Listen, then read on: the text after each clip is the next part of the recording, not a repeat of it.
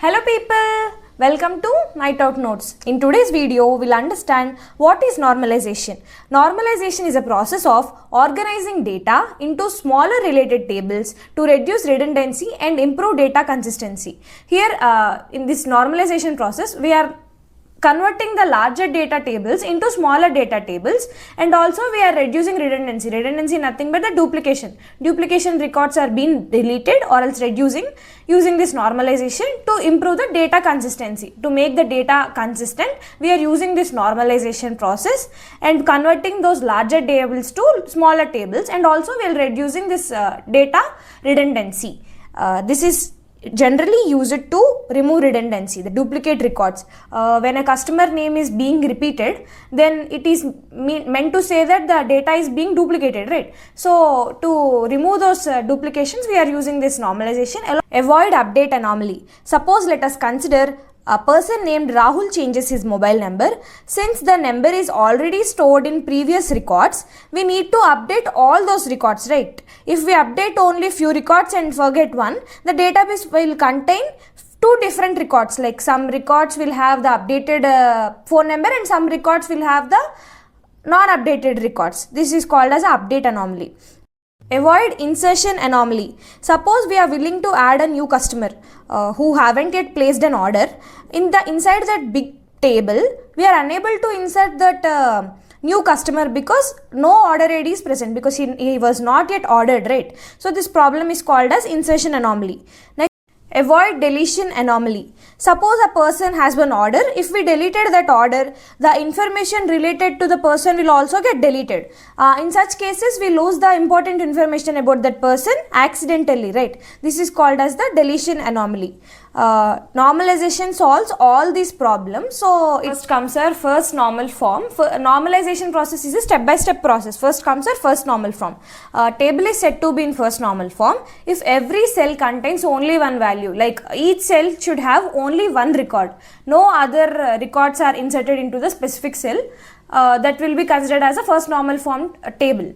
Next, no multi-valued attributes. In a single column, we cannot write two or more elements by representing using the commas. All these things are not allowed in this normalization form. No repetition groups. A single element should be represented only once. No repetition is allowed. Every row should be unique. Only unique values should be inserted like this. Let's consider using this example. Before normalization form, Rahul has placed many orders like laptop, mouse and keyboard. Everything was placed by the Rahul only, right? So here it was represented using commas. It is not allowed in the normalization form. So it is further normalized. After normalization, this table was representing.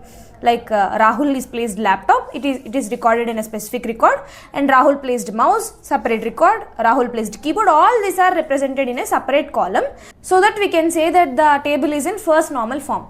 Next comes our second normal form.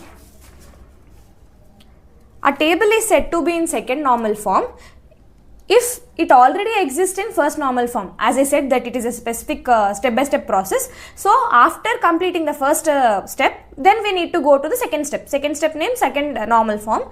It should be already in the first normalization form, and it should not have partial dependency. I'll explain you partial dependency further using this example.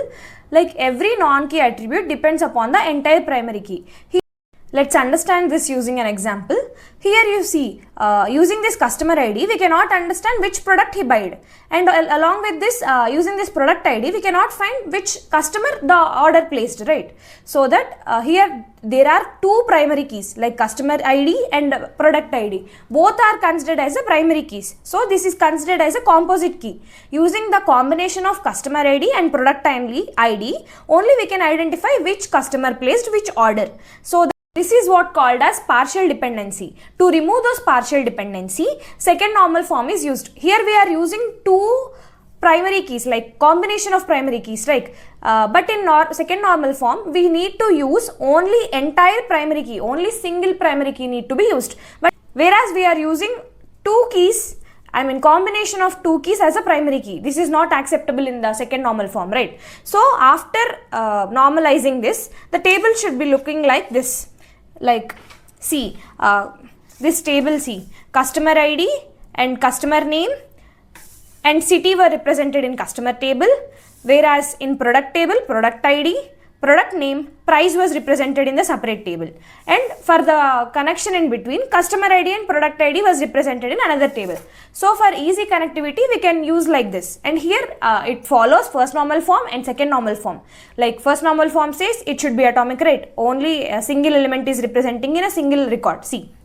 And no partial dependency. Here no two keys are included to make a single primary key. See, here customer ID will be the primary key and product ID will be the primary key here, and customer ID or product ID, which we can be thinking as a primary key, it can become the primary key. After this we can say that the tables are in second normal form. Next comes our third normal form. This is also can be called as the third step. After completing the first normal form, second normal form, next we go to this third normal form. Here the table is already present in this second normal form, and it should not have transitive dependency. I'll explain you the transitive dependency.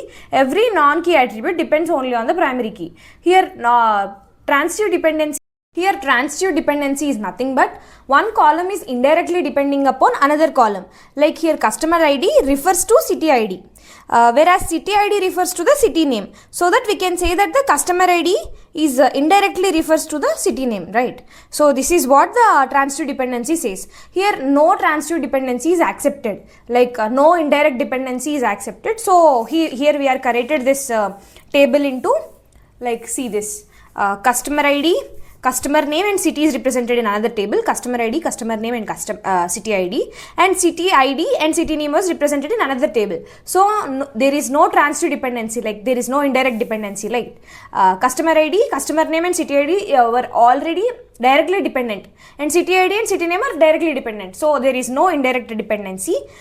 This is what called as the third normal form. Here we understood what is first normal form, second normal form and third normal form, right? First normal form should says that every column should be atomic, like only single record should be represented in a single cell. Second normal form says thus no partial dependency, and third normal form says that no transitive dependency.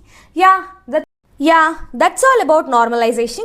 Hope you like this video. Until then, don't forget to hit that bell icon and subscribe to my channel so that you'll get more informative videos like this. If you found this video really helpful, please like and share. Meet you in another video. Bye bye.